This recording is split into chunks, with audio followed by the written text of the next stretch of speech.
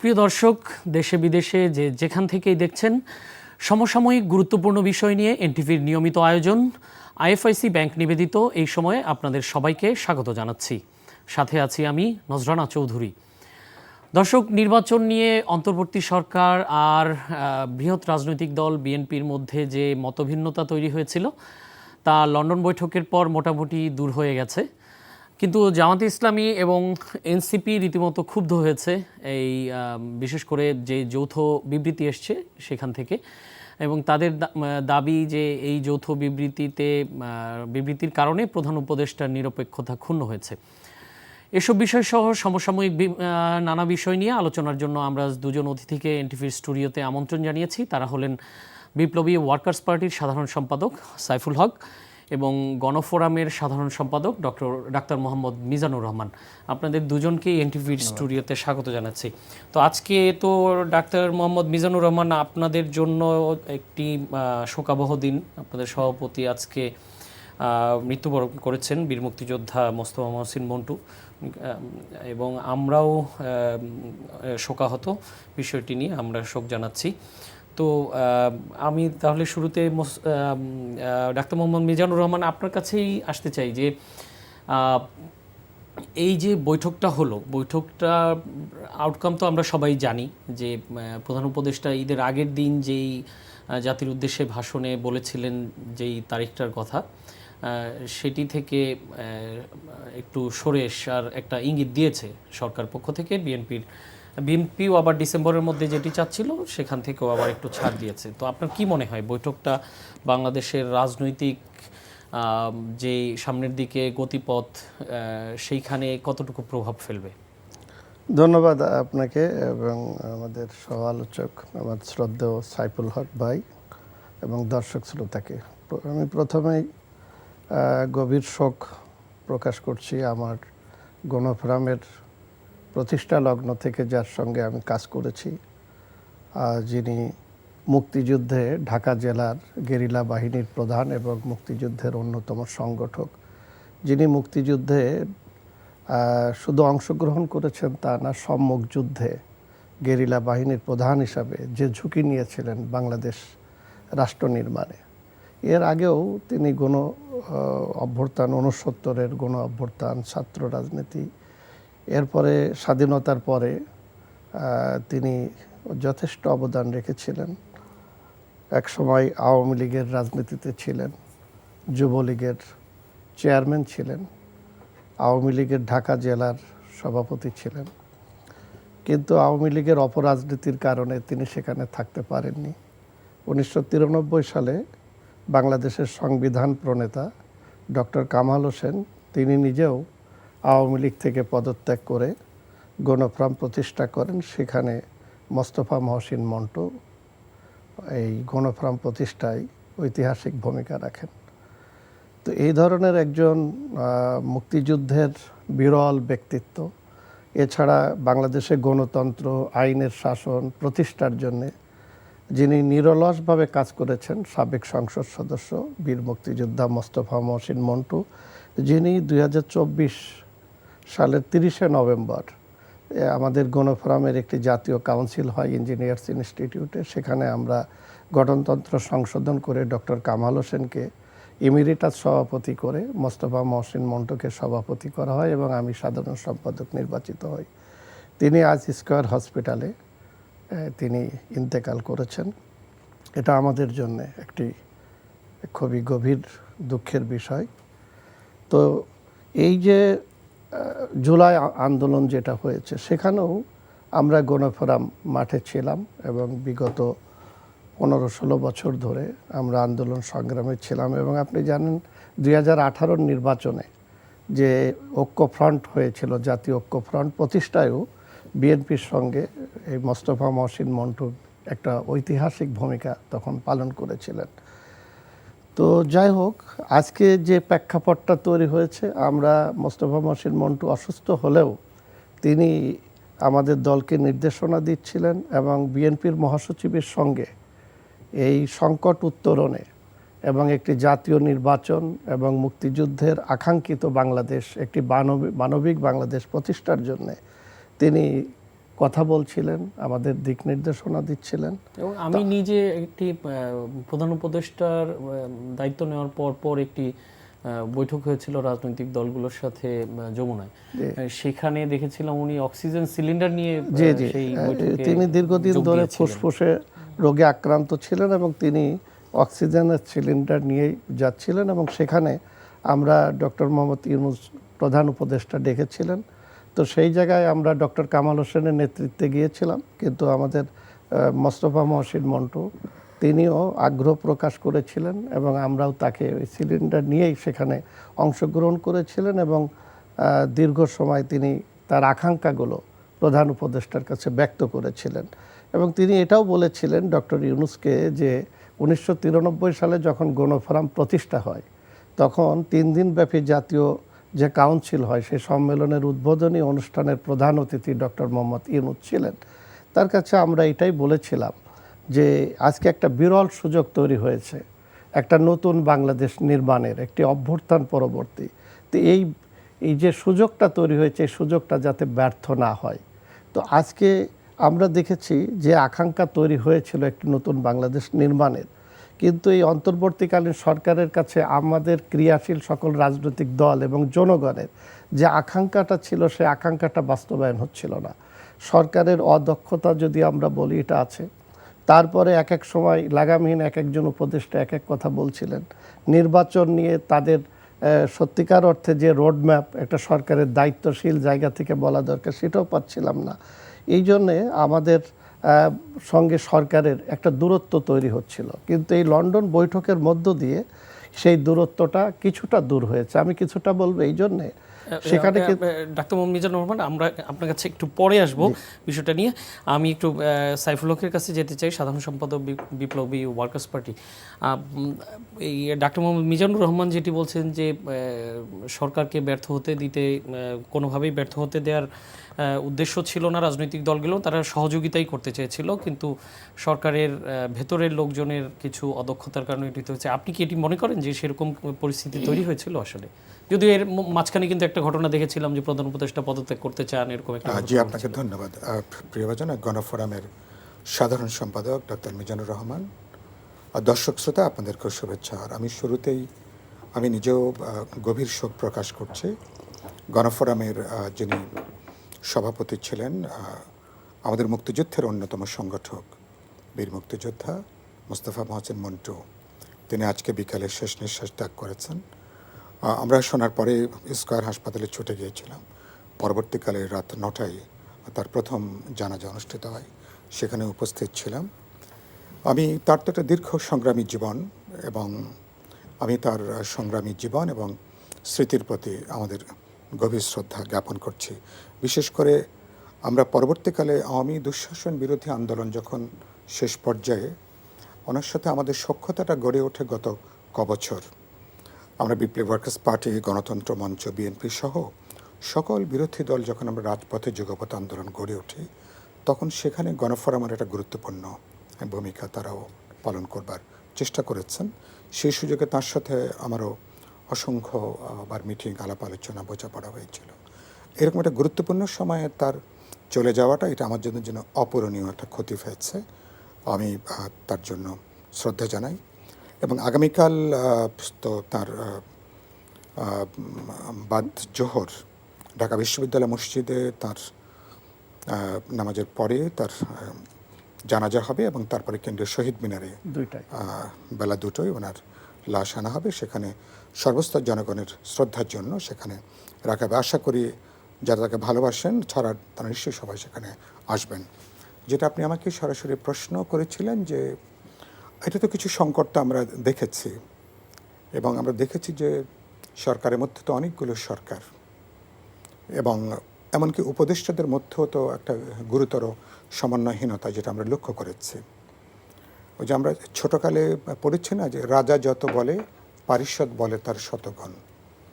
তা যিনি প্রধান কুশীলা, প্রধান ব্যক্তি, তিনি যেটা বলেন না তার ওইটাকে ব্যাখ্যা করতে যে এত ডালপালা অন্যরা গজিয়ে ফেলেছেন, ফলে তাদের একটা আমরা দেখেছি একটা প্যারালেল সরকার, আমলাদের একটা সরকার, ছাত্র তরুণদেরও একটা প্রায় একটা সরকারি আলাদা একটা সরকারের মতোই তাদের ভূমিকা।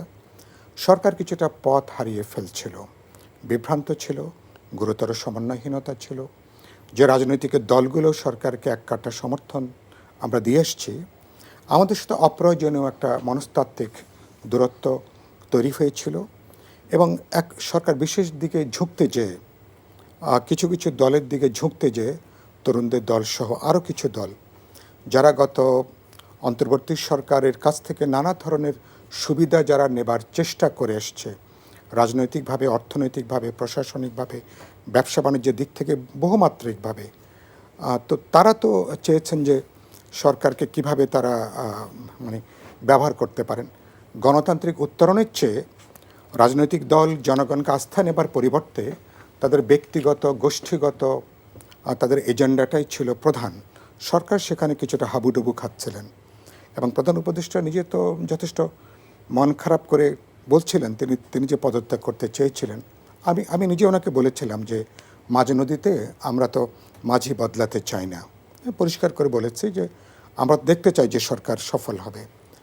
আর সর্বশেষ সরকারের উপলব্ধি হয়েছে এবং তিনি তার উপদেষ্টাদের একাংশের যে মনোভাব ছিল, অনেকেই আমরা যেটা গণমাধ্যম প্রকাশ করেছেন খুব যৌক্তিকভাবেই, তারা ডিসেম্বর না হলে ডিসেম্বরের কাছাকাছি জানুয়ারি ফেব্রুয়ারিতেই নির্বাচনের তারিখটা তারা দেবার কথাটা আগ্রহ ব্যক্ত করেছিলেন।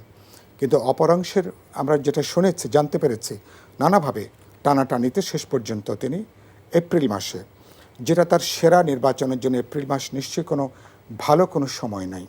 ইতিমধ্যে এটা নিয়ে বহুল আলোচনা হয়েছে এবং এটা 17 বছর ধরে মানুষ যে নির্বাচন অপেক্ষা করছে, যেটা কম ঝুঁকিপূর্ণ হবে সমস্ত অর্থেই, প্রকৃতি, আবহাওয়া, পরিবেশ, তারপরে মানুষের সামগ্রিক জীবনের জায়গা থেকে, সেজন্য ডিসেম্বর থেকে বড়জোর ফেব্রুয়ারি এটাই ছিল সবচেয়ে উপযুক্ত সময়। আমি মনে করি ওই যে বলে না যে সরকারের শেষ পর্যন্ত তার একটা উপলব্ধি হয়েছে এবং কারণ এবার তিনি যে ঈদের আগে তিনি যে ভাষণ দিয়েছিলেন, আমি ইতিমধ্যে বলেছি এই ভাষণ যখন জানা গেছে যে তিনি এপ্রিলে নির্বাচনের কথা বলছেন, মানুষের বিরাট অংশের কিন্তু ঈদের আনন্দ কিন্তু অনেকটা কিন্তু মাটি হয়ে গিয়েছিল। সত্যি কথা হচ্ছে এটা, অস্বস্তি তৈরি হয়েছে, বিরক্তি তৈরি হচ্ছে, ক্ষোভ তৈরি হয়েছে এবং সেই জায়গা থেকে আমরা বলে এসেছিলাম আলাপ আলোচনা করে। সেখানে 3 দিন আগে প্রধান উপদেষ্টার সাথে বিএনপির অ্যাক্টিং চেয়ারপারসনের যে বৈঠকটা সে বৈঠক তো নিশ্চয়ই একটা এই পরিস্থিতির অবসানের জন্য নিশ্চয়ই একটা গুরুত্বপূর্ণ একটা অগ্রগতি হিসাবে এটাকে আমরা দেখতে পারি। জি, যেই বৈঠকটি হলো লন্ডন বৈঠক, তো এই বৈঠক মাত্র প্রধান উপদেষ্টা এপ্রিলের যে নির্বাচনের তারিখটি ঘোষণা করেছিলেন ঈদের আগের দিন, মাত্র 5-6 দিনের মাথায় এই বৈঠকটি হলো। সেখানে গিয়েই আবার সরকার তার ওই স্ট্যান্ড থেকে পিছিয়ে এসে বললেন যে ফেব্রুয়ারির প্রথমার্ধেও হতে পারে।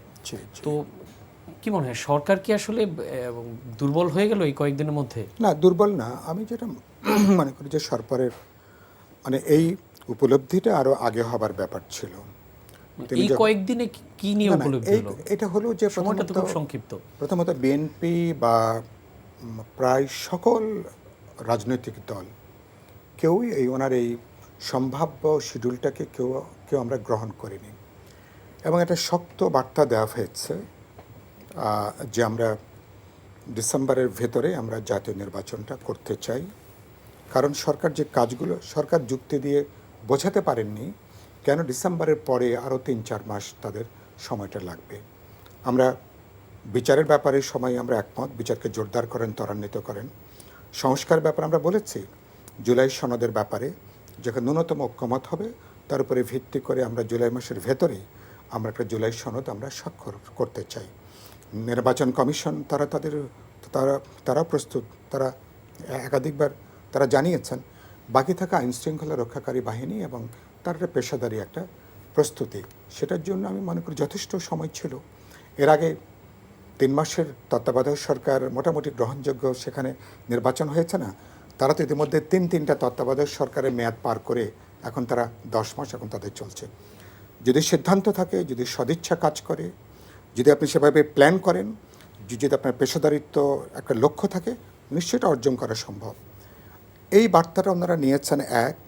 2 নম্বর হলো ওনাদেরকে এই মনে করি এটা কিছুটা বিলম্বিত উপলব্ধি, এটা বুঝতে পেরেছেন যে এটা এবং আমি মনে করি যে প্রধান উপদেষ্টা তিনি এপ্রিল যে খুব স্বাচ্ছন্দ্যভাবে তিনি এটা নিয়েছেন বা এরকমটি না, নানা ওই যে বললাম না, নানা মেরুকরণ, নানা টানাপোড়েনের জায়গা থেকে তাকে হয়তো এটা হয়তো বলতে হয়েছে।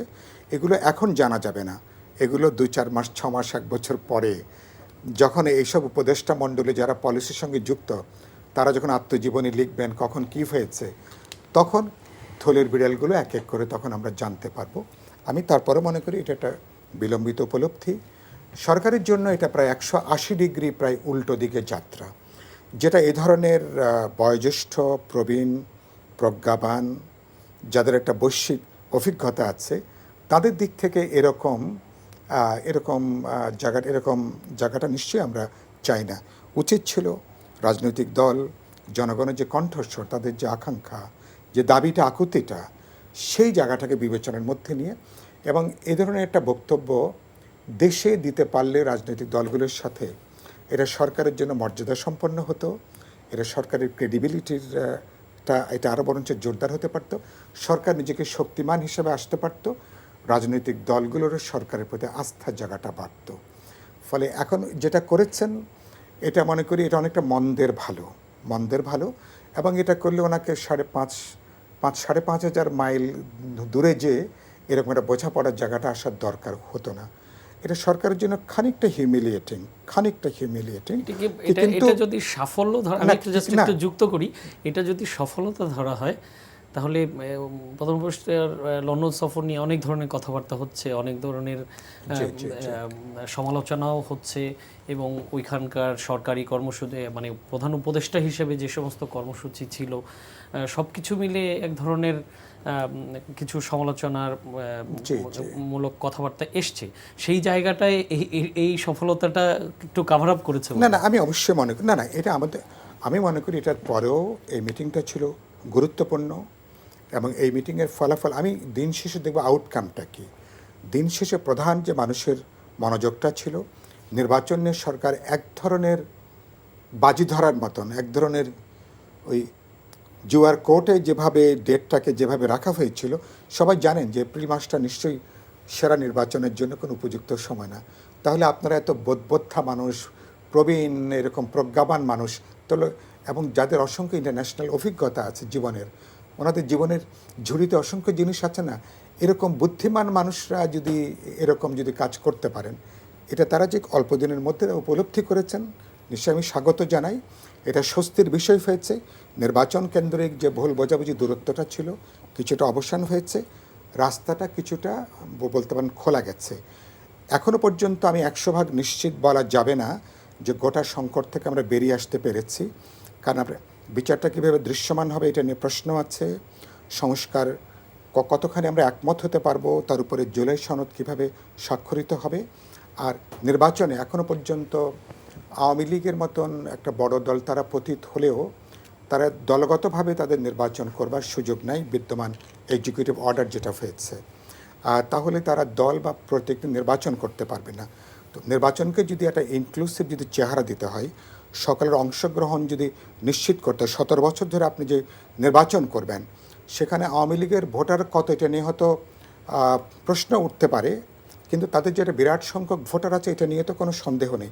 তাহলে এই মানুষের জন্য অপশানটা কী, এই প্রশ্নটা আজকে না হলে কালকে।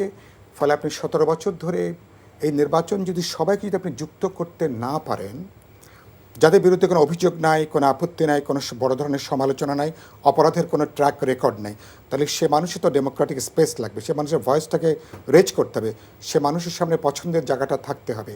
তো এই প্রশ্ন কিন্তু দেশের ভিতরে যেমন উঠবে, বিশেষ করে ইন্টারন্যাশনাল পরিসরে এটা কিন্তু বড় আকারে প্রশ্নটা কিন্তু উঠবে। তো এগুলো, এবং আমি মনে করি এটা বিএনপির জন্য এটা কিছুটা অস্বস্তিকর হবে রাজপথের প্রধান দল হিসেবে।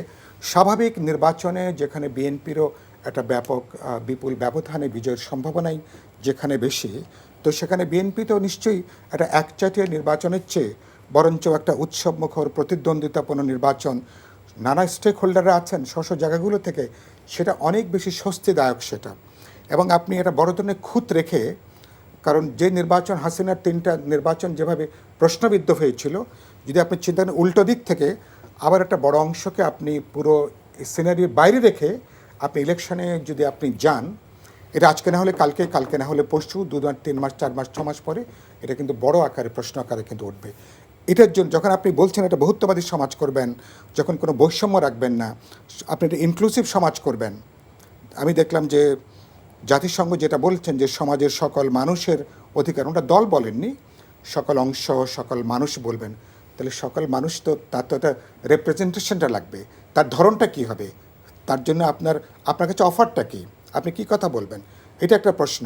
আর আওয়ামী লীগের দিক থেকে তো বড় প্রশ্ন আছে। 10 মাস পার হয়েছে, আওয়ামী লীগ এখনও পর্যন্ত অপরাধের কোনো ক্ষমা চায়নি, আত্মসমালোচনা নেই, কোনো আত্মধিক্কার পর্যন্ত নেই। এখনও পর্যন্ত পুরনো জমানাকে আওয়ামী লীগ এখনও নানা ছোতায় এখনও তারা ডিফেন্ড করছে। ফলে আওয়ামী লীগ এমনিও দাঁড়ানোর কোনো অবস্থা নাই। কিন্তু আমি এটা জানার পরে আমি কেন তাকে বাড়তি কোনো সুযোগ, কারণ এগুলো অনেক সময় ব্যাকফায়ার করে পাল্টা সহানুভূতি তৈরি করে এবং এ ধরনের শক্তিকে, এই জন্য আমি জামাতকে যখন আওয়ামী লীগ ব্যান করেছিল, আমি সম্ভবত প্রথম ব্যক্তি, আমি এটাকে তখন অপোজ করেছিলাম যে এটা আওয়ামী লীগ করেছে, এটা অন্যায়ভাবে করেছে। আওয়ামী লীগ কোনো নীতিগত জায়গা থেকে জামাতকে ব্যান করেনি, জাস্ট আমাদের এটাকে বিএনপি জামাতের আন্দোলন হিসেবে আওয়ামী লীগ দেখাতে চেয়েছে, আমাদের গণজাগরণ গণ অভ্যুত্থানকে। সেই জায়গা থেকে আওয়ামী লীগ একটা সস্তা কৌশল নেবার একটা খেলা হিসেবে জামাতকে তারা করেছিলেন। এ ধরনের শক্তিকে নিষিদ্ধ করা কোনো সমাধান না, তাকে মোকাবেলা করবেন ইডিওলজিক্যালি, পলিটিক্যালি, অর্গানাইজেশনালি, সামাজিকভাবে, সাংস্কৃতিকভাবে তাকে আপনি মোকাবেলা করবেন। এই যুগে কোথাও ব্যতিক্রম ছাড়া এ ধরনের অর্গানাইজড কোনো সংগঠনকে এভাবে সমাজ বা জনমানুষের মন থেকে কিন্তু সেখানে কিন্তু নাই করে দেওয়া যায়নি। তো সুতরাং এগুলো কিন্তু বড় খুঁত আকারে থাকছে। আর শেষ কথাটা বলি, নির্বাচনের প্রশ্নে এখন যে পরিস্থিতি, ল অ্যান্ড অর্ডার খুবই খারাপ। ঢাকাতে আপনি যেটুকু সরকার দেখেন, ঢাকার বাইরে কার্যত গভর্নমেন্ট অপারেট করছে না, করতে পারছে না, এক ধরনের আধা নৈরাজ্যিক অবস্থা চলছে সম্ভবত। এবং ঈদের সময় ঘটনা, গত ঈদে আমরা সরকারের কিছুটা প্রশংসা করেছিলাম, কিন্তু এবারকার ঈদে আমার এক বন্ধু এখান থেকে গাইবান্ধা গেছেন, 22 ঘন্টা লেগেছে, সাথে তার ফ্যামিলি যাচ্ছে, বাচ্চারা, পরিবার। আপনি একটা বিভীষিকার একটা পরিস্থিতি, রাস্তাঘাটের কথা তো অপরাধ, কিন্তু এই যে কিছু পর্যটন কেন্দ্রে হামলা হয়েছে, সিনেমা বন্ধ করে দেওয়া হয়েছে, সিনেমা বন্ধ করেছেন, তারপর ওখানে রবীন্দ্রনাথের, তারপরে সেখানে কুঠিবাড়িতে হামলা হয়েছে, তো সেখানে কাছারি ঘটনায় ব্যবস্থা নেওয়া হয়নি। তার মানে কি কোনো ঘটনা আমি দেখিনি সরকারকে কোনো কার্যকরী কোনো ঘটনা নেবার জন্য। তার মানে এগুলো প্রমাণ করছে গভর্নমেন্ট যে কাজ করছে না, করতে পারছে না, একটা সিরিয়াস একটা ল অ্যান্ড অর্ডার যে ভেঙে পড়ছে। রবীন্দ্র কাছারি বাড়ির ঘটনায় বোধহয় পুলিশ 2-1জনকে অ্যারেস্ট করেছে, কিন্তু ওই যে সিলেটে জাফলং এ এবং পর্যটন কেন্দ্রে যেগুলো হয়েছে, এগুলোর পিছনে পলিটিক্যাল এলিমেন্টরা একেবারে খুব প্ল্যানফুলি এগুলোর সঙ্গে তারা যুক্ত। তাদেরকে লোকাল প্রশাসন চেনে, পুলিশ তাদেরকে চেনে, কিন্তু আজ পর্যন্ত তাদের কাউকে কিন্তু ল অ্যান্ড অর্ডার তাদেরকে কিন্তু আইনের আওতায় কিন্তু আনা যায়নি। সেজন্য আমরা বলেছি যে এই পরিস্থিতি চলে, তাহলে কিন্তু নির্বাচনটা সংখ্যাহীনভাবে করা যাবে কিনা এটা নিয়ে প্রশ্ন আছে। সুতরাং এটা আমি মনে করি ইলেকশন কমিশন, তারপর আমি আশাবাদী এই অর্থে ইলেকশন কমিশন, সরকার, রাজনৈতিক দল এবং জনগণ যারা ভোটাররা, এটা একটা যৌথ একটা অর্কেস্ট্রার মতন সবাই যদি সদিচ্ছা কাজ করে। এবং অবশ্যই এবারকার নির্বাচন আমি দেখছি সশস্ত্র বাহিনীকে ডিপ্লয় করা ছাড়া এবার কিন্তু আমরা কিন্তু ও ধরনের কোনো মিনিমাম কোনো গ্রহণযোগ্য নির্বাচনও করা যাবে কিনা শঙ্কাটা কিন্তু আছে। সুতরাং অনেকগুলো চ্যালেঞ্জ কিন্তু সামনে আছে, এখানে উইজডম লাগবে, সমস্ত শক্তিকে সরকারকে আস্থায় নিতে হবে। লাস্ট কথাটা বলি যে সরকার কি আলোচনা করলো লন্ডনে, আমরা তো মাত্র কয়েক লাইনের একটা বিবৃতি, একটা যৌথ বিবৃতি দেখলাম। তো এখানে দলগুলো কি জানে, এখানে দেশবাসী কি জানে? ইতিমধ্যে আমি গতকালকে বলেছি আমাদের পার্টির প্রতিষ্ঠাবার্ষিকীতে, এখন সরকারের উচিত হবে পুরো আলোচনাটা খোলামেলাভাবে দেশবাসীর কাছে প্রকাশ করা, রাজনৈতিক দলগুলোর সঙ্গে শেয়ার করা এবং সবাইকে আস্থার মধ্যে নিয়ে কিভাবে তারা বিচার, সংস্কার, নির্বাচনের এই যে 3টে যে গুরুত্বপূর্ণ ম্যান্ডেট কিভাবে সবাইকে সাথে নিয়ে আমরা সম্পন্ন করব। যে কোনো দায়িত্বশীল সরকারকে অবশ্যই এই কাজটা তারা করতে পারবেন। এবার লন্ডন বৈঠকে যেটুকু সমঝোতা তৈরি হয়েছে, এটা নিশ্চয়ই এটাকে আমি ইতিবাচক হিসাবেই ইতিমধ্যে আমি আখ্যায়িত করেছি। উচিত হবে এটাকে ভিত্তি ধরে বাকি কাজগুলোকে যাতে আমরা এগোতে পারি, তাহলে আমাদের কিছু ভবিষ্যৎ নিশ্চয়ই আছে আর কি। ধন্যবাদ। আমরা ডাক্তার মোহাম্মদ মিজানুর রহমান, আপনার কাছে জানতে চাই যে এই যে সরকারের সাথে এনসিপির এক ধরনের সখ্যতার কথা সব জায়গায় চাউর ছিল এবং আপনারাও বলেছেন যে তাদেরকে সুযোগ সুবিধা দেওয়া হচ্ছে, কিন্তু এই লন্ডন বৈঠকের পর এনসিপি কিন্তু ক্ষুব্ধ প্রতিক্রিয়া দেখিয়েছে এবং প্রধান উপদেষ্টার নিরপেক্ষতা ক্ষুণ্ণ হয়েছে ওই যৌথ বিবৃতি দেওয়ার কারণে, এটি তারা বলছেন। তো এই একেবারেই 180 ডিগ্রি ঘুরে গেল সম্পর্কটা, সেরকম কি মনে হচ্ছে? না, দেখেন, এখন এই এনসিপি নিয়ে আমরা নিজেরা আমরা দলীয়ভাবে বলেছি যে প্রত্যেকটা মানুষেরই একটি রাজনৈতিক দল করার অধিকার আছে, কিংবা তার রাজনীতি করার সব কিছু করার অধিকার আছে। কিন্তু এনসিপিটা যেভাবে গঠিত হয়েছে এবং যে প্রেক্ষাপটে, তাতে সাধারণ মানুষের একটা আশাবাদ কিন্তু তৈরি হয়েছিল। জুলাই অভ্যুত্থানের পরে যে একটা নতুন বাংলাদেশ হবে, একটা নতুন রাজনৈতিক প্রেক্ষাপট তৈরি হবে ইত্যাদি, এগুলো ছিল। কিন্তু সংকটটা তৈরি করেছে এই সরকার, কারণ তিনি দায়িত্ব নেওয়ার পরেই বলেছেন আমাকে ছাত্ররা মনোনয়ন দিয়েছে, এটা একটা নিয়োগকর্তা। তো নিয়োগকর্তা ছাত্ররা, এরপরে যদি আপনি দেখেন যে বাংলাদেশের ইতিহাসে যত আন্দোলন হয়েছে, ভাষা আন্দোলন থেকে শুরু করে পাকিস্তানের সময় হয়েছে, বাংলাদেশে এমনকি আপনি যদি 90-এর গণ অভ্যুত্থানও যদি দেখেন, ঢাকা বিশ্ববিদ্যালয় সহ ছাত্ররা সামনে এগিয়ে আসছে এবং তারা জীবন দিয়েছে, রক্ত দিয়েছে। মুক্তিযুদ্ধে ছাত্রদের ঢাকা বিশ্ববিদ্যালয়ের যে অবদান, সেটা তো অস্বীকার করার উপায় নেই। কিন্তু যখন সেই আন্দোলন, গণতান্ত্রিক আন্দোলন সফল হয়েছে, ছাত্ররা ক্লাসে ফিরে গেছে, তারা কিন্তু আর রাজনীতির মাঠে থাকে না, রাজনীতিটা রাজনীতিবিদরাই করেছে। তো এই জায়গাটাই ব্যতিক্রম যে এই জুলাই অভ্যুত্থানের পরে, এই সরকার দায়িত্ব নেওয়ার পরে আমাদের এই জেনারেশনের লেখাপড়াটা টোটাল ড্যামেজ করে দিয়েছে। আপনি দেখেন, ছাত্রদের নিয়ে একাধিক বৈঠক করা, তারা তার নিয়োগকর্তা এবং বিদেশে তাদেরকে নিয়ে যে মাস্টার মাইন্ড পরিচয় করে দেওয়া, এরপরে যখন তারা একটা দল গঠন করছে, তখন প্রধান উপদেষ্টা এবং তার প্রেস সেক্রেটারি অন্যান্যরাও আপনি দেখবেন যে বলছে যে একটা নতুন বাংলাদেশ নির্মাণের জন্য তরুণদেরই এগিয়ে আসা দরকার। তরুণরা তো আসবেই, তরুণরা তো আমাদের এই বাংলাদেশের নতুন প্রজন্ম, তারা তো এই বাংলাদেশ নির্মাণে তাদের ভূমিকাই তো সবচেয়ে বেশি। কিন্তু রাজনীতি করার জন্য তো একটা ক্ষেত্র, একটা বয়স, একটা সময় আছে। এখন উনি এইগুলো করার কারণে দেখা গেল যে এখনও যারা ছাত্র, আপনি যদি দেখেন যে আন্দোলনের সময় তারা তো ঢাকা বিশ্ববিদ্যালয়ের হলগুলোতেই ছিল, ওই ক্যাম্পাসে ছিল। আন্দোলনের পরে কিন্তু তারা ক্যাম্পাসে থেকেছে, এরপরে তারা একটা নতুন দল করলো। এখন আপনি যদি দেখেন যে ঢাকা বিশ্ববিদ্যালয় সহ সারা বাংলাদেশের সরকারি এবং বেসরকারি বিশ্ববিদ্যালয়ে, সেখানে কিন্তু লেখাপড়া নাই। সেখানে কি আছে? হল দখল, সেখানে আছে ভিসি নিয়োগ, এবং এগুলো নিয়ে আন্দোলন, পাল্টাপাল্টি এগুলো চলছে।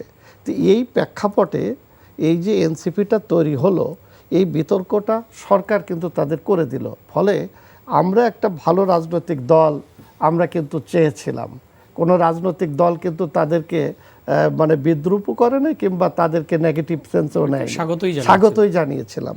কিন্তু তাদের কথাবার্তা, তাদের আচার আচরণ এবং তারা সরকারের উপরে প্রভাব বিস্তার করা, যেটা একটু আগে সাইফুল ভাই বলেছেন যে আওয়ামী লীগ নিষিদ্ধের যে প্রক্রিয়া, সে প্রক্রিয়াটা তারা যখন যমুনার সামনে গেল, তাদেরকে যেভাবে আপ্যায়ন করা হলো, ঠান্ডা পানি দিয়ে, নানাভাবে সরকারি যন্ত্রপাতি দিয়ে।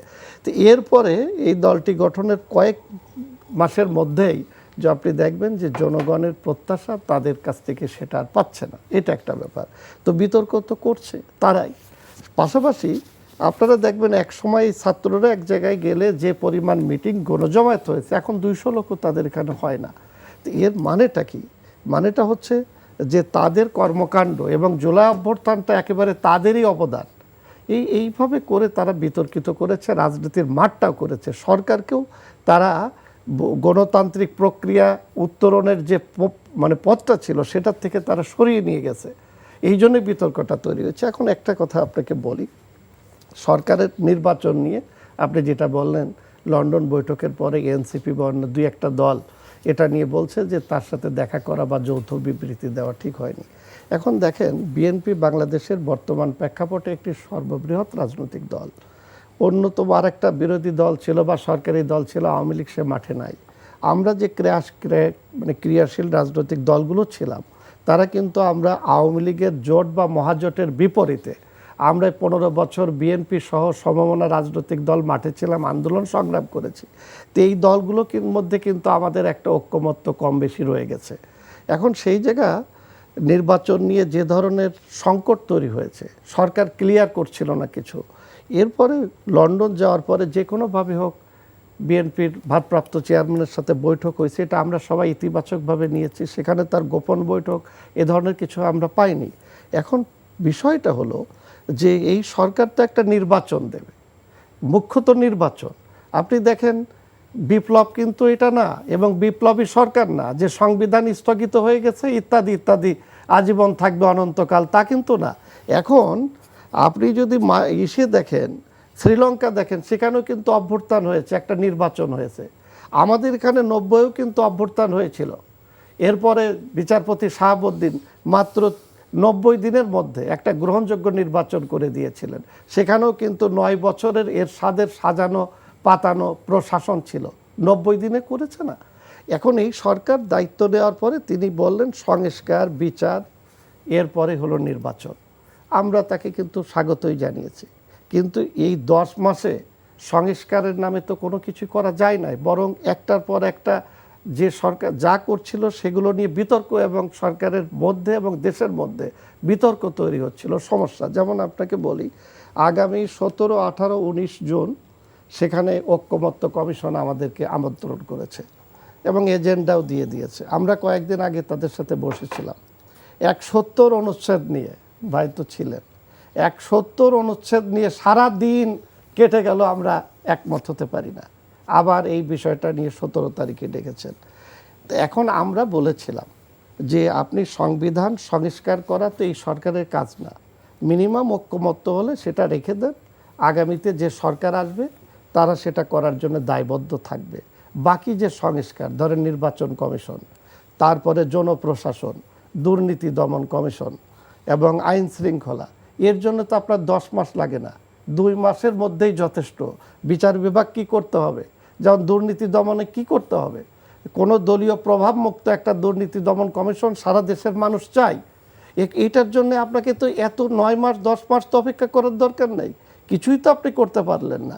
এখন আপনাকে যদি আমি বলি যে অন্তর্বর্তীকালীন সরকারের প্রধান বলল যে ইতিহাসের সর্বশ্রেষ্ঠ নির্বাচন আমি করব। এখন যদি বিপরীতটা হয়, সবচেয়ে খারাপ নির্বাচন যদি ইতিহাসের হয়, কেন বলছি? নির্বাচন করার জন্যে আপনার স্থানীয় সরকার যারা যেখানে কাজ করে, বিশেষ করে জেলা প্রশাসন, তারপরে তার ইউনো থাকবে, ম্যাজিস্ট্রেট থাকবে, এরপরে থাকবে পুলিশ প্রশাসন, এরপরে আর্মি তো সেইভাবে ভূমিকা রাখতে পারে না, কিংবা আর্মির সেই ধরনের সুযোগও নাই, এত ফোর্স তারা নিয়ে মাঠে নামে না। তাহলে এখন পর্যন্ত আপনি এই 10 মাসে বাংলাদেশে একটা থানা ঠিক করতে পারেন নাই। এরপরে আপনি বিচারের কথা বিচারের কথা আপনি বলছেন, যত মামলা তৈরি করা হয়েছে, আপনি অধিকাংশ মামলা নিয়ে আমরা প্রথম থেকে বলছি এগুলো হচ্ছে একটা সাজানো মামলা। আপনি আন্তর্জাতিক অপরাধ ট্রাইব্যুনাল করলেন, সেই বিচারটা তো আন্তর্জাতিক মানদণ্ডের তো হতে হবে। তো আন্তর্জাতিক মানদণ্ডের করতে হলে পারে সেইভাবে তদন্ত করবেন না। এখন একটা মামলায় 300-400 করে আসামি করেছেন, এবং সেইগুলো অদ্ভুত কাণ্ড। একজনের বাড়ি যদি হয় মাগুরা, আমার নিজের জেলা মাগুরা, আমি আপনাকে দায়িত্ব নিয়ে বলছি যে আমার মাগুরা জেলার শ্রীপুরের একজন গার্মেন্টস কর্মী মারা গেছে এই মালিবাগে। এখন সেখানে সেই মামলায় মাগুরারও আসামি দেওয়া হয়েছে, সারা বাংলাদেশ থেকে খুঁজে খুঁজে নিয়ে সেখানে 200-300 লোকের আসামি করা হয়েছে। তো এই মামলাগুলো কি করে আন্তর্জাতিক মানদণ্ডে আপনি নেবেন? তো এই মামলাগুলো এবং বিচার প্রক্রিয়া শেষ করে ওই যে অন ক্যামেরা ট্রায়াল হচ্ছে, এখন যেভাবে করছে মামলাগুলো তো সাজানো। এখন সেই সাজানো মামলাটা যদি আপনি মানে সত্যিকার অর্থে তদন্ত করে একটা বের করা তো সময় সাপেক্ষ ব্যাপার, এটা একটা ব্যাপার, এবং এগুলো নিয়ে প্রশ্ন থেকেই যাবে। তা আমাদের বক্তব্যটা হচ্ছে যে আপনি বিচার করবেন, এরপরে সংস্কার করবেন, এটা তো দীর্ঘমেয়াদী কাজ, কিন্তু দৃশ্যমান কিছু বাংলাদেশের মানুষ দেখতে চায়। তো এই 10 মাসে তো আমরা দৃশ্যমান কোনো কিছু দেখতে পারি নাই। আর সবচেয়ে বড় হলো যে নির্বাচন করতে হলে আপনাকে পুলিশ বাহিনী লাগবে এবং লাগবে হচ্ছে জেলা প্রশাসন, সেগুলো তো সাজানো সম্ভব হয়নি। আপনি দেখেন আমরা এই সংস্কারের জন্য যে জনপ্রশাসনের যে প্রস্তাবনা কমিশনের, আমরা কিন্তু সব রাজনৈতিক দলগুলো মতামত দিয়েছি। এরপরে আমরা আলাদা আলাদা করে সব দল ঐকমত্য কমিশনের সঙ্গে বসলাম। এরপরে তারা কিন্তু সেই জনপ্রশাসন তো একটা গুরুত্বপূর্ণ ব্যাপার, সেই যে প্রস্তাবনাগুলো চূড়ান্ত হওয়ার আগেই গভীর রাতে কি করলেন, সরকারি চাকরি আইন এটা একটা অধ্যাদেশ করলেন এবং সেটা নিয়ে আন্দোলন হচ্ছে। এবং সেখানে একজন উপদেষ্টা, সড়ক উপদেষ্টা বলছেন যে কিছু কিছু ব্যাপারে বিতর্ক আছে এবং অসম্পূর্ণ আছে, তারাও বলেছে। তাহলে আপনি দেখেন যে সরকারের উপদেষ্টারে বলছেন যে এটা ঠিক হয়নি, তার মানে যে কোনো সরকারি কর্মকর্তা, একজন অফিস সহায়ক থেকে আপনি সিনিয়র সচিব পর্যন্ত, তাকে শুধুমাত্র শোকজ করবেন অপরাধের জন্য, এরপরে কোনো তদন্ত ছাড়াই তাকে বরখাস্ত করে দিতে পারবেন। এতে কি বোঝা যায় যে আপনি কোর্টেও যেতে পারবেন। এখন আপনাকে যদি একটা কথা বলি, যারা আমাদের বিচার বিভাগে আছে কিংবা সরকারি চাকরি করছে, তাদেরকে আমরা সবসময় প্রতিপক্ষ করব কেন? তারা তো আমাদের জনগণ এবং রাষ্ট্রের একটা অংশ। এবং একজন ডিসি বা একজন সচিব তৈরি করতে সরকারের কত টাকা ব্যয় হয়, কত প্রশিক্ষণ লাগে। এখন আমরা দেখব যে আপনি যে শুধু আওয়ামী লীগের বা ট্যাগ লাগিয়ে দিচ্ছেন না, আমরা মনে করি যে আপনি দেখবেন যে উনি সচিব থাকলেই খারাপ হবেন তা না, ডিসি থাকলেই খারাপ হবেন তা না, ডিআইজি হলেই খারাপ হবেন তা না। তাহলে উনি দুর্নীতি করেছেন কিনা, অবৈধ সম্পদের মালিক হয়েছে কিনা, উনি যখন দায়িত্ব পালন করেছে তখন এমন কোনো বিতর্কিত দায়িত্ব পালন করেছেন কিনা যেটা আইন অমান্য করে জনগণের স্বার্থের উপরে আঘাত আনে, এগুলো আপনি দেখে তার বিরুদ্ধে ব্যবস্থা নেন। ঢালাওভাবে এটা আওয়ামী লীগের সময় সচিব ছিলেন, তা আওয়ামী লীগের সময় সচিব থাকবেন না, উনি কোথায় যাবেন? তো এই যে সরকার যেভাবে লেজে গবরে মানে গুজামিলের মতন একটা জায়গায় দিয়ে 10 মাস প্যারি হয়ে আসছে, সেই জন্যে আমাদের রাজনৈতিক দলগুলোর সাথে সরকারের দূরত্বটা তৈরি হয়েছিল। লন্ডন বৈঠকের পরে আমি মনে করি যে আমাদের প্রধান উপদেষ্টা সহ সরকারের যে উপদেষ্টারা আছেন তারা বুঝতে পেরেছেন যে আসলে রাজনৈতিক দলগুলোর সাথে সুসম্পর্ক বজায় রেখেই একটা গণতান্ত্রিক প্রক্রিয়ায় আমাকে অগ্রসর হতে হবে, এবং এটা তাদের মধ্যে একটা শুভ সূচনা হয়েছে। আপনাদের জন্য শুভ মনে হচ্ছে যে শুভ বুদ্ধির উদয় হয়েছে, কিন্তু এনসিপি আর জামাত তো উল্টো কথা বলছে, তারাও তো রাজনৈতিক দল।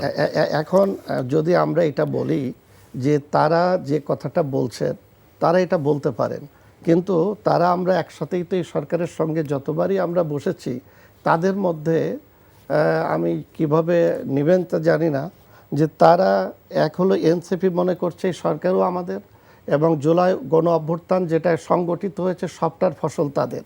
কিন্তু আমরা যে রাজনৈতিক দলগুলোই আন্দোলনে ছিলাম, এর বাইরেও সাধারণ মানুষ, আপনি দেখেন মায়েরা যারা কোনোদিন রাজনীতির মাঠে আসে না, তার 7-8-এ পড়া সন্তান যখন এই আন্দোলনে নেমে গেছে, এবং বাচ্চারা যখন রাস্তায় নেমে বলছে, এবং সে মায়েরা বলছে যে আমার সন্তানকে আমি ঘরে রাখতে পারছি না, আর এই শিশুরা আপনাদের এই টেলিভিশনে সাক্ষাৎ দিয়েছে যে আমাদের বড় ভাইদেরকে গুলি করে মারছে, সেই জন্য আমরাও এসেছি, আমরাও রক্ত দিব, জীবন দেব। তাহলে তাদের অবদান কি নাই? আজকে আপনি দেখেন যে এনসিপি গঠন হয়েছে, সেখানে আন্দোলনকারী ছাত্র যারা ছিল, সমন্বয়করা, তারাও তো পদত্যাগ করে সেখান থেকে সরে যাচ্ছে। ফলে তাদের যে কথাটা, তারা যদি মনে করে যে আন্দোলন করে তারা এনেছে এবং তারা দীর্ঘদিন এই সরকারকে ক্ষমতায় রেখে যখন তারা নির্বাচনের মাধ্যমে ক্ষমতায় যাওয়ার একটা সুযোগ তাদের তৈরি হবে, তখনই তারা সেটাকে স্বাগত জানাবে, এইটা তো রাজনৈতিক প্রক্রিয়া না, এবং একটা গণতান্ত্রিক উত্তরণের পথও এটা না। এই জন্য মনে করি যে তাদেরও এটা বুঝতে হবে যে বাংলাদেশের প্রেক্ষাপটে একটা নির্বাচন দরকার, এবং সেই নির্বাচনে সে আসুক। আরেকটা কথা আমি বলে শেষ করি, সেটা হচ্ছে যে আপনার দিন শেষে আপনাকে নির্বাচনে যেতেই হবে, এটার কোনো বিকল্প নেই। সেটা জনগণের উপরে ছেড়ে দেন, এবং জনগণ যদি এই নির্বাচনী প্রক্রিয়ায় এই দলগুলো যে ইশতেহার দেবে সেটা সমর্থন করে যদি ভোট দেয়, আপনার অসুবিধা কি? যদি সরকার জন আকাঙ্ক্ষা অনুযায়ী চালাইতে ব্যর্থ না হয়, তাহলে 5 বছর পরে তো আবার জনগণের কাছে আসছে। কারণ একটা কথা আপনাকে মনে রাখতে হবে যে এইবার কিন্তু বিচার বিভাগের যে রায় আপনারা দেখেছেন, তাতে কিন্তু তত্ত্বাবধায়ক সরকার প্রতিষ্ঠিত হচ্ছে। 5 বছর পর পর যদি তত্ত্বাবধায়ক সরকারের অধীনে নির্বাচন হয়, তাহলে বল কিন্তু জনগণের কাছে যাচ্ছে। সংবিধানে যেটা বলা আছে যে প্রজাতন্ত্রের মালিক জনগণ, তো জনগণ তার মালিকানা প্রতিষ্ঠার জন্য 5 বছর পরে সে রায় দিবে। যদি এই সরকার ভালো না করে তখন তো তার রায় দেওয়ার সুযোগ আছে।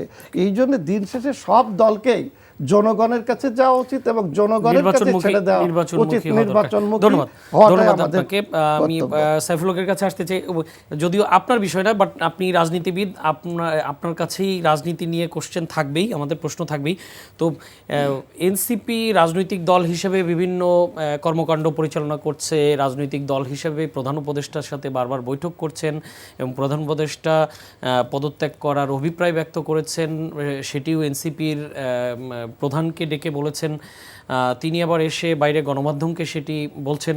তো এনসিপি নিবন্ধনের জন্য আবেদন করছে না কেন? আপনার কি মনে হয়? না, আমার মনে হয় যে ওরা এটা ভালো বলবে, আমার মনে হয় তারা আবেদন করবে, এখন আবেদন করবে। আর একটা খুব গুরুত্বপূর্ণ যেটা আপনি বলছিলেন যে আমি এনসিপির আমাদের যে তরুণরা, মানে যাদের অনেককে আমাদের ঘনিষ্ঠ পরিচিত বা আন্দোলনের মধ্য দিয়ে আমাদের অনেকে কাছাকাছি এসছে, যাদের অনেককে আমরা পছন্দ করি বা তাদেরকে আমরা ভালোবাসি, আমরা বলার চেষ্টা করেছি আমি যে রাজনীতিটা এটা T20, এটা ক্রিকেট ম্যাচ না, এমনকি এটা ওয়ান ডে, এটা ক্রিকেট ম্যাচ না, এটা অনেকটা 5 দিনের একটা টেস্ট ম্যাচের মতন, একটা লম্বা একটা জার্নি আছে। ওই যে ভিডি আসলাম, দেখলাম, জয় করে ফেললাম, রাজনীতির ব্যাপারটা এরকম না। সুতরাং একটা বিশেষ প্রেক্ষিত ছিল যেখানে জমিনটা তৈরি ছিল, একেবারে বলতে পারেন ওই যে আছে না, তাপমাত্রা যখন 100 ডিগ্রি হয় তখন তো সেটা বাষ্পে পরিণত হয়। তারপরে রাজনীতিকরা বলতে পারেন প্রায় 99 ডিগ্রি তারা উত্তাপটা তারা জমা রেখেছিলেন, পুঞ্জীভূত ক্ষোভ ছিল, তরুণরা সামনে ছিল, কিন্তু বিশাল অংশ ছিল শ্রমজীবী মেহনতি সাধারণ মানুষ। জীবনদানের তালিকা দেখলে কিন্তু সেটা বোঝা যাচ্ছে। এবং সকল রাজনৈতিক দল, জনগণের সকল অংশ এই জায়গাটা বিবেচনার মধ্যে জায়গাটা নাই। এবং সরকার তো গত 10 মাস তো তাদের কোনটা কোলে পিঠে করে কিন্তু আজকে এই পর্যায়ে এনেছে। আপনি বলছিলেন না তাহলে কি ওদেরকে কোল থেকে নামিয়ে দেওয়া হলো কিনা? আমি মনে করি এখনও সরকার ওদের কোল থেকে নামিয়েছে এরকম কোনো দৃষ্টান্ত এখনও পর্যন্ত নাই। কারণ যারা ইতিমধ্যে বিতর্কিত হয়েছেন, যাদের সুস্পষ্ট পলিটিক্যাল ইডিওলজি আছে বা দলীয় পক্ষপাত আছে, এবং সেটা নিয়ে তো আর কোনো বড় কোনো বিতর্ক নাই, তারা কিন্তু এখনও কিন্তু সরকারের ভেতরে আছে। সরকারকে যদি নির্বাচন করতে হয়, খুব গুরুত্বপূর্ণ প্রশ্ন, সরকারের যে কম্পোজিশন, যাদেরকে নিয়ে বিতর্ক আছে, এই বিতর্ক থেকে সরকারকে বেরিয়ে আসতে হবে। সরকার অনেকগুলো বিতর্কিত পদক্ষেপ তারা গ্রহণ করেছেন, এগুলো থেকে সরকারকে বেরিয়ে আসা দরকার। এমনকি ধরুন সরকারকে উচ্চ আদালতের রেফারেন্স অনুসারে নৈমিত্তিক দৈনন্দিন কাজ তাদের এখতিয়ার। আরেকটা কি, যেসব প্রশ্নে আমরা একমত হতে পারবো, আমরা বিচারের ব্যাপারে একমত, সংস্কারের ব্যাপারে আমরা একমত, তারপর নির্বাচন তো সবাই আমরা একমত, এই ঐক্যমতের জায়গাগুলো ছাড়া বাকি কোনো নীতিগত প্রশ্ন দায়িত্ব নেওয়া সরকারের নৈমিত্তিক কাজের মধ্যে পড়ে না। আপনি চট্টগ্রাম বন্দরকে উন্নত ব্যবস্থাপনার নাম করে আপনি বিদেশি কোম্পানিকে আপনি লিজ দেবেন, এটা নিশ্চয়ই আপনার দৈনন্দিন কাজের মধ্যে পড়ে না। আপনি করিডোরের কথা বলে আপনি সেখানে এটাকে প্যাসেজ বলেন বা অন্য যে কোনো নামে আখ্যায়িত করেন না কেন, এগুলো বাংলাদেশের জিও পলিটিক্যাল ইন্টারেস্টের সঙ্গে যুক্ত, স্বাধীনতা, সার্বভৌমত্ব, জাতীয় নিরাপত্তা এর সাথে যুক্ত, এবং যেগুলো রাজনৈতিক দল, জনগণের গুরুত্বপূর্ণ স্টেক হোল্ডারদের মতামত নিয়ে সম্মতির সাপেক্ষে উদ্যোগ নেওয়া দরকার। সরকারকে মনে হচ্ছে এসব ব্যাপারে অতি উৎসাহ আমরা দেখছি। তাহলে এগুলো তো রাজনৈতিক দলগুলোর চাহিদা না, এগুলো তো জনগণ তো আপনাকে এগুলো করতে বলেনি। তার মানে আপনি ম্যান্ডেটের বাইরে যে আপনি অনেকগুলো জিনিস করছেন যেটা কোনো দল দাবি করেনি, জনগণের কোনো গুরুত্বপূর্ণ অংশ দাবি করেনি, এমনকি সরকারের ঘনিষ্ঠ যারা, যে সমস্ত রাজনৈতিক দল বা যারা আছেন তারাও কিন্তু দাবি করেনি। তারাও বরঞ্চ অনেকে এসব উদ্যোগের ব্যাপারে তাদেরও সমালোচনা আমি কিন্তু দেখছি। তার মানে আপনি অন্য কোনো এজেন্ডাও আপনি কিন্তু পুশ করার চেষ্টা করছেন, সরকার অপ্রয়োজনীয়ভাবে কিন্তু বিতর্কিত হয়ে যাচ্ছেন। সেজন্য এই সরকারকে যদি নির্বাচন করতে হয় তাহলে যাবতীয় বিতর্ক থেকে যথাসম্ভব সরকারকে বেরিয়ে আসতে হবে, প্রয়োজন বোধে অন্তর্বর্তী সরকারকে পুনর্গঠন করতে হবে। এই সরকারকে অনেকটা তত্ত্বাবধায়ক সরকারের মতন নিরপেক্ষ চরিত্র কাজ করতে হবে, নির্বাচনমুখী এজেন্ডাগুলোকে সামনে আনতে হবে, সবাইকে আস্থায় নিতে হবে, কথা বলতে হবে। এর বাইরে যে আপনি কোনো কিছু যদি এরপরে পুশ করতে চান, তাহলে সরকার কিন্তু আবারও কিন্তু বিপদে পড়ার ঝুঁকি আছে। জি। এবং না হলে এই সরকার অধীনে তাহলে সরকার আদৌ নির্বাচন করতে পারবে কিনা সে প্রশ্ন কিন্তু উঠতে পারে। আমরা দেখতে চাই দিন শেষ করতে শেষে হবে আমাদের। যে আলোচনা হয়েছে, আর লন্ডনে যে কথাটা হয়েছে, এটা ইতিবাচকভাবে মানুষ দেখছে। টেকনিক্যাল কিছু ত্রুটি দুর্বলতা আছে, দেশে জিনিসটা হলে ভালো হতো, সবাইকে আস্থা নিয়ে করতে পারলে সরকার রাজনৈতিক দলগুলোর জন্য স্বস্তির ব্যাপার হতো।